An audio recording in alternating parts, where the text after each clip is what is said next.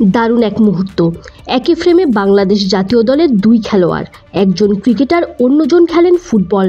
দেশের দায়িত্ব পালন করে বৃহস্পতিবার ইংল্যান্ড ফিরে যাচ্ছেন হামজা চৌধুরী। বিমান ধরার আগে আগে দারুণ এক মুহূর্তের সাক্ষী হয়ে থাকলেন তিনি। বছর চারেক আগে দেশের শীর্ষস্থানীয় পত্রিকা প্রথম আলোকে জানিয়েছিলেন লিটন কুমার দাসকে তিনি চেনেন। সেই লিটনের সাথেই অবশেষে দেখা হলো, গল্প হলো। দারুণ সেই মুহূর্তটা ক্যামেরা বন্দি করে রাখলেন লিটনের স্ত্রী দেবশ্রী বিশ্বাস সঞ্চিতা। ভারত বাংলাদেশ ম্যাচে হামজা চৌধুরীর খেলা সকলকে মুগ্ধ করেছে।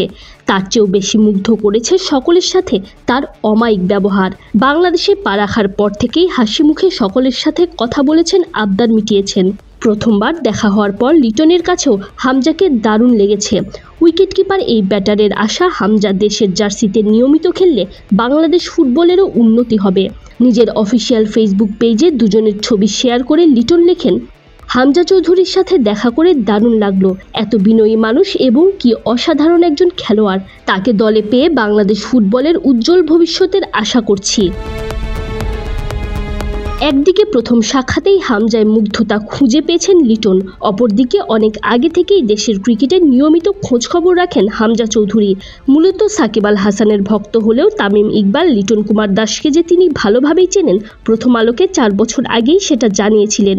সুতরাং দেশ ছাড়ার আগে লিটনের সাথে দেখা হওয়ার বিষয়টা নিঃসন্দেহে তিনিও উপভোগ করেছেন। গেল 17 মার্চ দেশে আসার পর থেকেই হামজা চৌধুরীকে নিয়ে দেশের ফুটবল পাড়ায় উন্মাদনা তো ছিলই। ক্রিকেটাররাও তাকে নিয়ে উচ্ছ্বাস প্রকাশ করেছেন।